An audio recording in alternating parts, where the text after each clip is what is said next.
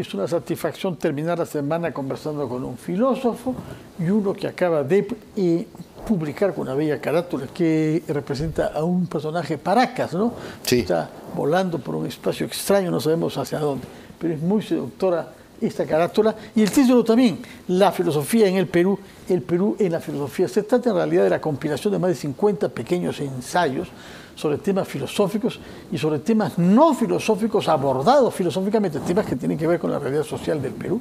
El profesor Quintanilla preconiza sacar a la filosofía de su espacio natural en la cátedra universitaria y hacer que se manche un poco los pies con las cosas que suceden en la tierra.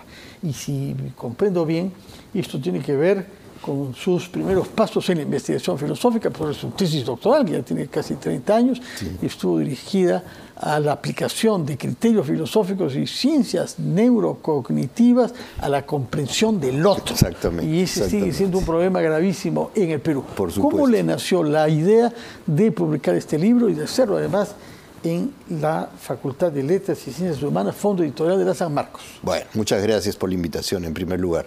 Bueno, la idea nació porque aunque yo me he formado en filosofía analítica, clásica, tradicional, tanto en Inglaterra como en Estados Unidos, yo siempre quise vincular de alguna forma esta formación filosófica estricta que yo recibí con mi propio país y no sabía exactamente cómo hacerlo. Entonces empecé trabajando historia de la filosofía peruana. Por ejemplo, escribí con otros dos colegas un libro sobre la filosofía peruana a comienzos del siglo XX, publiqué un artículo sobre la historia de la filosofía peruana, pero progresivamente fui encontrando maneras de integrar una manera de reflexionar filosóficamente sobre el Perú. Entonces, digamos que en este libro hay dos proyectos. Por una parte, se trata de describir de una manera más bien general, porque no es un libro para especialistas, sino es un libro de divulgación, la historia de las ideas en el Perú desde tiempos precolombinos incluso. Ese es uno de los proyectos. Y el otro proyecto es pensar filosóficamente al Perú. Ahora, uno podría preguntarse, ¿y eso qué es? ¿No? Bueno, el Perú, como sabemos, ha sido pensado e interpretado desde múltiples disciplinas, desde la historia, la ciencia política, las ciencias sociales, la geografía, la lingüística, etc.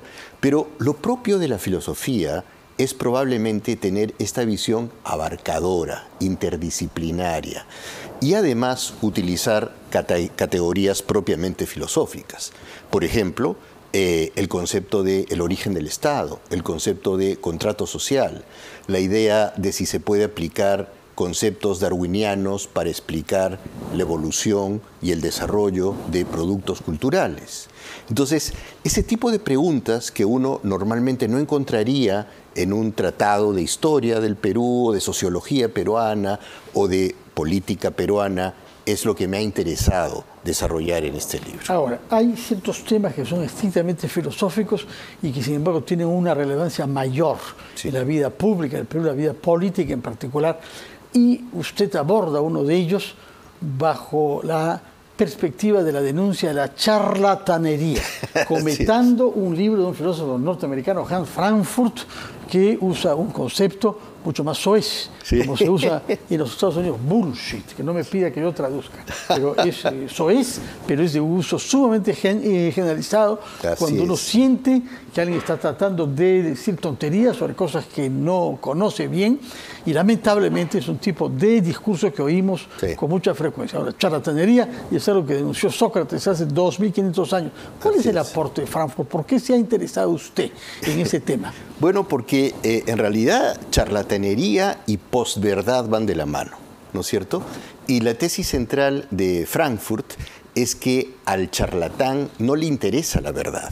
O sea, el charlatán está más lejos de la verdad que el mentiroso, porque el mentiroso sabe cuál es la verdad o cree cuál es la verdad y se esmera en ocultarla. A diferencia del charlatán que no le interesa la verdad, sino utiliza una manipulación que pretende ser verdadera para lograr objetivos que en muchos casos son políticos o de otro tipo, ¿no? Entonces, la charlatanería en este sentido, el hablar bullshit, que es como se dice en inglés, es omnipresente, lamentablemente, en el mundo contemporáneo, y cada vez más. También entre los filósofos.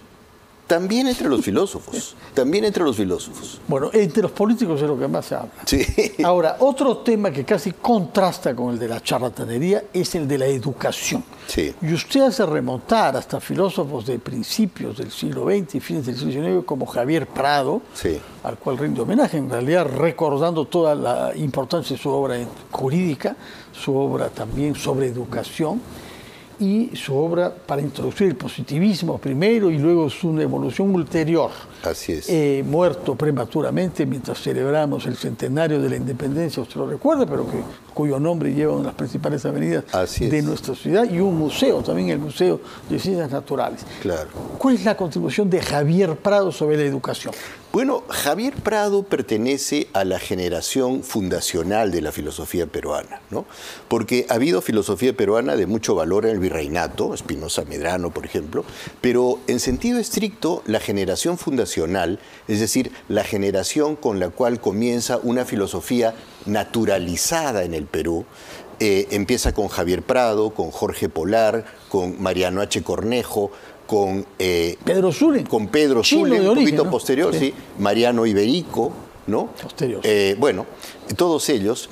Y lo interesante de esta generación, y particularmente de Prado, es que ellos reciben originalmente una formación tomista en San Marcos y en la Universidad tomista San Agustín. Escolástica medieval, ¿no? Totalmente escolástica. Tomista Luego, viene de Santo Tomás de Aquino, así para es, el que no esté enterado. Exactamente. Luego giran hacia el positivismo de Comte y de Spencer, y de hecho Javier Prado es el que trae el positivismo jurídico al Perú hacia fines del siglo XIX, sí. ¿no? Y ellos mismos viran hacia lo que aquí se llamaba espiritualismo, que sería la filosofía de Henri Bergson, la filosofía vitalista o intuicionista, ¿no? Entonces, si tú me preguntas cuál es el mérito de los positivistas que han sido tan criticados y cuestionados, con razón también, el mérito es haber insertado en un país donde prácticamente no había investigación científica, la necesidad de tomar en serio la vida académica y la vida científica, ¿no? Y eso es lo que hizo Prado como decano en la Facultad de Letras, como rector de la Universidad de San Marcos, y bueno, en su obra escrita también, ¿no? Su libro anterior, como editor, ¿no? Se llama Epistemologías Andinas y Amazónicas. El tema le interesa. Sí. Este libro comienza con un capítulo que no se llama Filosofía Prehispánica, pero sí Pensamiento Filosófico Prehispánico. Así es. Hubo pensamiento filosófico propiamente tal, es decir, racional y sin premisas heredadas de la tradición antes de la llegada de los europeos a nuestro continente. Bueno, en cierto sentido, la respuesta a esa pregunta es estipulativa, y es que depende de cómo se defina filosofía. Si se define la palabra filosofía como una actividad que tiene todas las características de la filosofía que nació en Grecia en el siglo VI a.C., entonces definitivamente no hubo filosofía aquí porque no hubo un discurso metarreflexivo, no hubo un discurso institucionalizado, no hubo un discurso transgeneracional en gran medida porque no hubo escritura. Pero el problema de definir filosofía en el sentido griego es que es una definición circular, porque entonces solo va a ser considerado filosofía aquello que calce en esa definición. O sea, la palabra filosofía sería casi como un nombre propio que designa a una manera particular de pensar. Y evidentemente hay formas no occidentales de hacer filosofía. Para empezar, la filosofía de la India y la filosofía de la China, sin ir más lejos. Entonces, lo que creo que sí hubo en el Perú y probablemente en cualquier sociedad no occidental es ideas filosóficas, conceptos filosóficos. Te lo pongo de esta manera.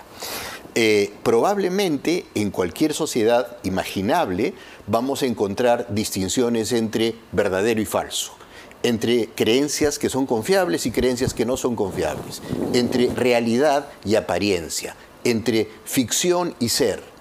Y esto tiene que haber dado lugar a preguntas, a la pregunta de cuáles serían los criterios para determinar cuándo una creencia es verdadera y cuándo es falsa, dependiendo, por supuesto, de las palabras que se utilicen para verdadero o falso en esa lengua, o incluso si no hubiera palabras para verdadero y falso. porque podría haber conceptos no lexicalizados, o sea, conceptos que no están instanciados en palabras. Entonces, si tú me preguntas a mí directamente si yo creo que hubo pensamiento filosófico en el mundo peruano precolombino, mi respuesta es que sí, en el sentido en que estoy casi seguro que hubo gente, por supuesto no nos ha llegado nada de eso. No había escritura, no hay Claro, testimonios. exactamente, Sí. no nos ha llegado nada, pero estoy seguro que planteó esas preguntas, porque tuvo esos conceptos, ¿no? Además, el concepto de verdadero y falso aparece en el niño más o menos entre los 2 y los 3 años. Y no importa de qué cultura, no importa de qué región del mundo, no importa de qué lengua. Entonces es natural suponer que uno se plantearía preguntas Si sobre usted eso. pudiera reivindicar una palabra de la lengua quechua o de cualquiera otra de las lenguas originarias de nuestro país y sostener que haríamos bien de introducirla a nuestro lenguaje, ¿cuál sería esa palabra?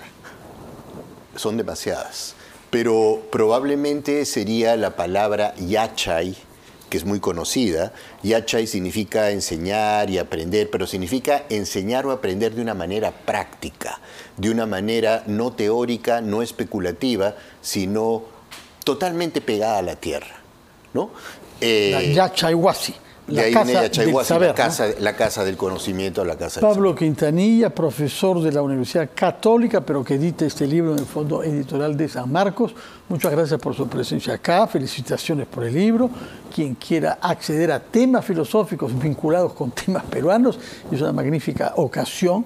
No es un libro para especialistas, como lo dice el autor, no lo ha dicho acá, pero está también escrito en el libro y nos permite recorrer buena parte de nuestra historia y de los debates sucesivos, preguntándonos por qué no hemos podido avanzar hacia una forma de respeto entre nosotros que nos permita poner de lado las hostilidades y el odio y que nos permita dialogar un poco más. Muchas gracias por su contribución a la paz social y a la claridad mental en nuestro país, profesor Quintanilla. Gracias a ustedes por su sintonía. Que